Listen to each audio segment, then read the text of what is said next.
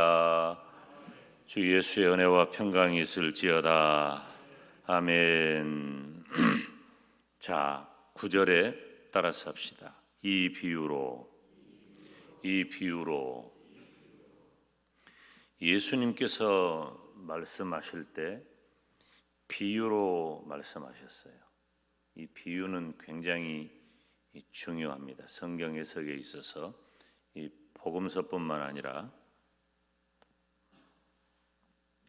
이 비유, 상징, 은유 이 부분을 잘 이해하지 못하면 우리가 성경을 이해하거나 받아들이기가 쉬운 일이 아니죠. 그래서 설교자가 성경에 기록된 상징, 은유, 비유, 그런데 예수님께서는 이 비유를 직접적으로 말씀을 하시죠. 굉장히 의미가 담겨져 있어요. 때로는 우리 주님께서 이 비유의 말씀을 보면 주님께서 친히 경험하셨던 일일 것이다 라는 그런 내용도 있고, 또 우리 주님 시대의 일상의 모습을 들여다볼 수 있어요. 주님 시대에 알던 널리 퍼져 있던 그런 이야기일 수도 있어요. 그러니까 사람들이 비유를 말할 때 그 비유는 아는 얘기죠. 그런데 아는 얘기로 끝나는 것이 아니라 주님께서는 그 비유를 통해서 따라서 합시다. 하실 말씀, 주님이 하실 말씀이 있는 거예요.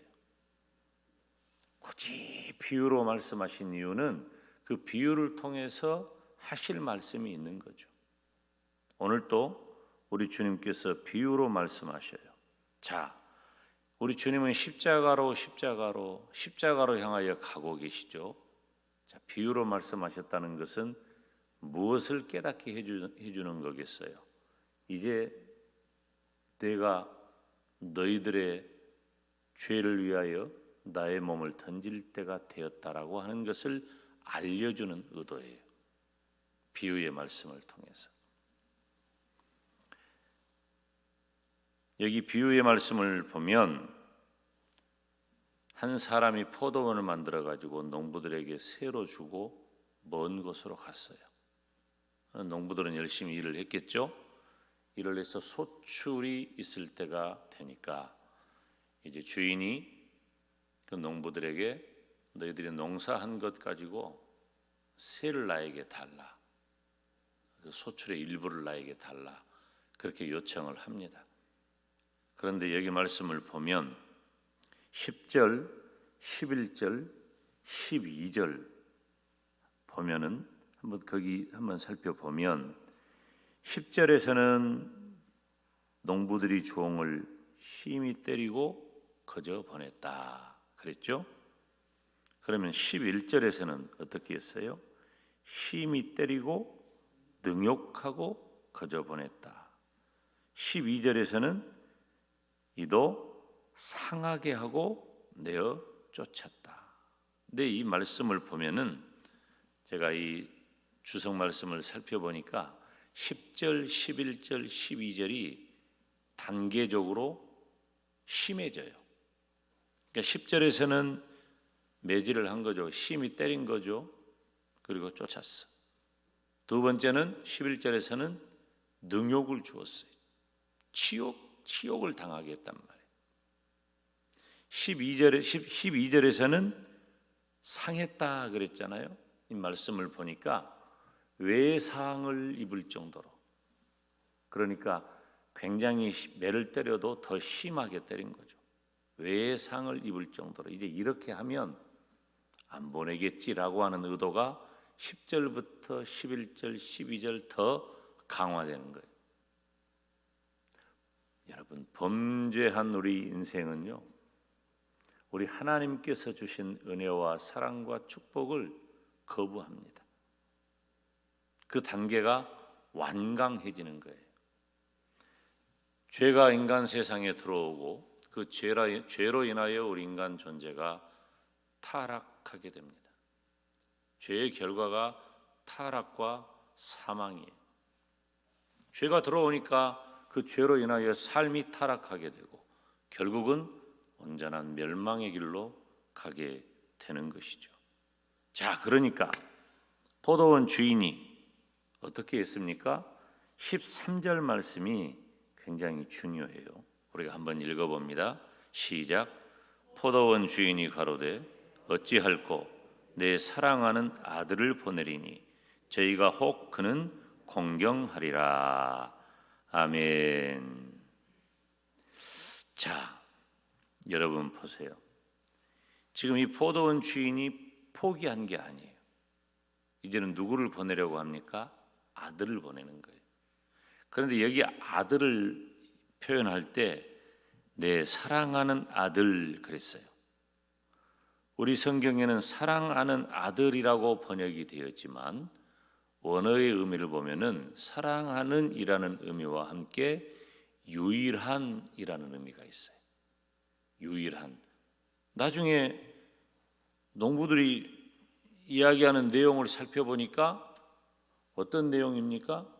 14절에 보니까 상속자라 그랬어요.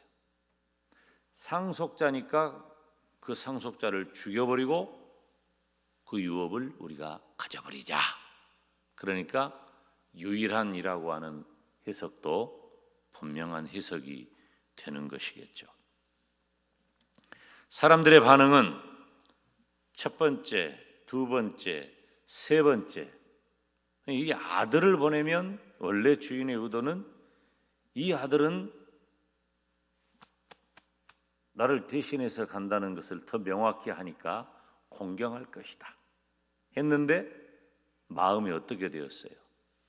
매질을 하고 그 다음에 매질하고 능욕을 하고 그 다음에 외상이 입을 정도로 아주 심하게 매를 때렸던 그들이 이제는 어떻게 해요? 죽이자고 해요.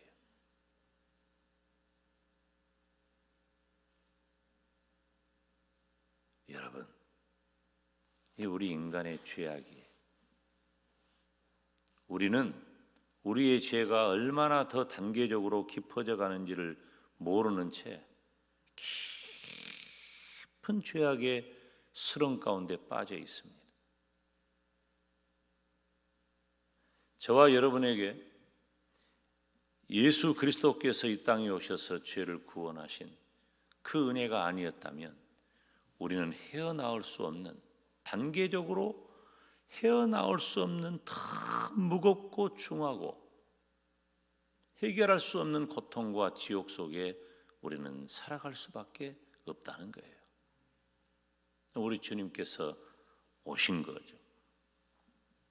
자, 그러니까 사람들의 반응이 어떻습니까? 16절에 이제 그렇게 되면 만약에 상속자 그 아들을 죽이게 되면 포도원 주인이 가만두겠느냐? 이 사람들을 다 어떻게 하겠느냐라고 하니까 사람들이 듣고 가로되 그렇게 되지 말아지이다. 그럴 수가 없습니다. 그렇게 되면 안 되겠습니다. 라고 하는 거예요. 그렇지만 그들은 결국 예수님을 십자가에 못 박아 죽여버립니다. 지금 오늘 누가복음 20장 9절로 18절에 있는 이 말씀은 바로 예수님 자신이 하나님이신 예수님, 하나님의 아들이신 예수님께서 이 땅에 오셔서 죽으셔야 할 것을 말씀하고 있는 거예요. 나중에 지금 이때는 이 사람들이 모르죠. 비유로 말씀하시니까 몰라요. 지금 우리는 너무나도 눈에 확 들어오는 말씀이잖아요. 나중에 보니까 예수님의 제자들이 이 누가가 이 복음서를 기록하면서 보니까 우리 주님께서 비유로 하신 이 말씀이 우리 주님께서 십자가에 못 박혀 죽으시는 그 과정이었구나 라고 깨닫게 된 것입니다. 그러면 주님께서 느닷없이 화제를 바꾸십니다. 건축자들의 버린 돌이 모퉁이의 머릿돌이 되었느니라 하신 말씀이에요. 여러분, 이 건축자의 버린 돌이라고 하는 것은 사실 크게 의미를 두지 않는 돌 하나가 있다. 그런데 그 돌을 건축하는 사람이 모퉁이 돌로, 그 모퉁이 돌이라고 하는 것은 이 양쪽을 이어가는 그 기초가 되는, 그러니까 버린 돌이지만 모퉁이 돌이 되게 해서 이렇게 이음새를 이어가는 아주 기반이 되고 기초가 되는 중요한 돌이 된다는 거예요. 우리 주님께서 십자가에 못 박혀 능욕당하시고 죽으시지만 우리 주님께서 예수님 안에서 성전을 이루어 가신다는 것을 말씀하시는 거예요. 주님이 성전 되시는 거죠. 사랑하는 여러분, 우리 주님께서 십자가로 향하신 그 의도가 무엇인가를 이제 또 분명히 드러내십니다. 너희가 이 성전을 헐어라, 내가 사흘 만에 다시 일으키리라. 주님은 성전을 이미 언급하셨고 또 성전을 깨끗하게 하셨어요. 그리고 많은 사람들에게 성전에 와서 가르치셨어요. 그리고 우리 주님께서 친히 이 말씀은 무슨 말씀이세요? 나는 죽는다. 그렇지만 내가 죽음으로 성전을 온전히 이룰 것이다. 다시 말하면 우리 주님께서 이루실 성전은 교회요, 복음이요, 하나님의 나라라고 하는 것입니다.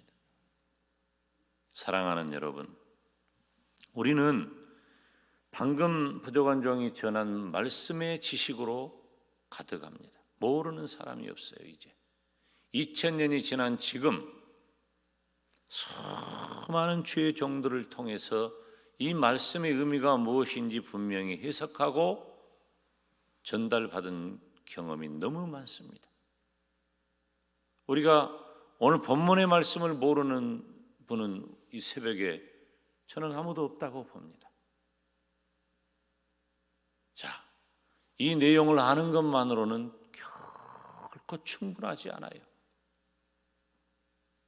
설교자의 역할은 정보 전달에 있지 않습니다.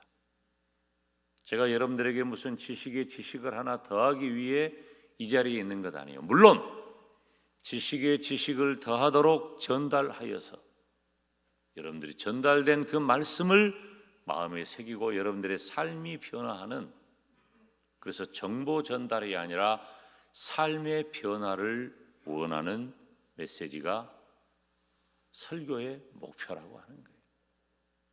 오늘 고난의 한 주간을 지내면서 하나님께서 부족한 종을 통해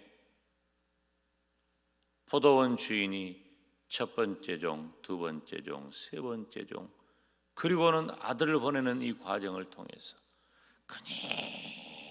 끊임없이 주님께서는 내 마음을 노크하고 계신단 말이에요.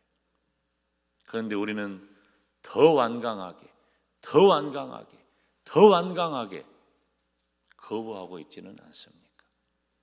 우리들의 일상에서 나를 위해 나의 죄를 모두 다 지시고 우리 주님께서 십자가에 못 박혀 죽으심으로 내 죄 문제를 다 해결해 주셨는데 여전히 나는 죄악된 생각과 죄악된 언어와 죄악된 행동으로 더 완강하게, 더 감쪽같이 누구도 눈치채지 못하도록 내가 죄악으로 똘똘 뭉쳐 있으면서 우리 주님 고난의 한 주간을 지내고 있는 것 아닌가.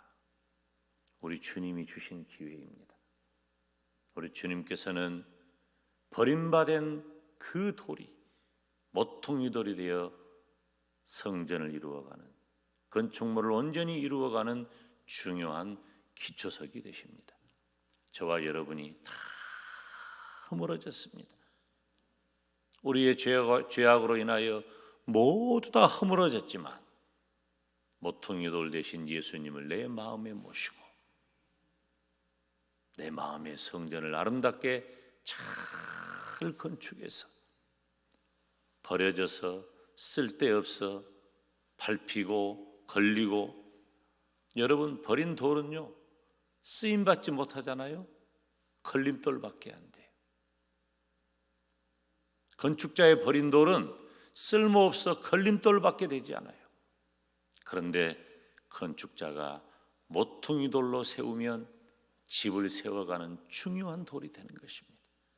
그 예수님 내 마음에 모시면 영원한 나의 죄로 인하여 영원히 멸망받을 수밖에 없었지만 모퉁이 돌 대신 주님 내 마음에 모시고 아름답게 내 마음의 성전을 지어가므로 영원한 천국 백성으로 이 땅에 살고 아름답고 복된 생애로 우리 하나님께 영광을 돌리게 하여 주옵소서. 내 인생이 완전히 다른 인생이 된 겁니다. 저와 여러분이 고난의 한 주간을 지내는 목요일 이 새벽에 하나님 앞에 나아가 기도할 때 하나님께서 내 마음에 찾아오셔서 버림받은 나를 잊지 아니하시고 모퉁이돌 되어 주셨사오니 그 모퉁이돌 가운데 아름다운 성전 건축하게 하시고 하나님의 영광을 위한 도구로 쓰임받게 하여 주시옵소서. 주인이 보낸 종들을 보내고 내어쫓고 매질하고 능력 주고 심지어 죽이려는 그런 사악함이 내 안에 있다면 다 사라지게 하시고 우리 주님을 내 마음에 깊이 영접하여 나를 위해 죽으신 우리 주님의 뜻을 따라 내 영혼이 구원받아 영원한 천국 가게 하여 주시옵소서. 다 같이 두 손 들고 우리 주님 이름 부르며 기도의 자리로 나아갑니다.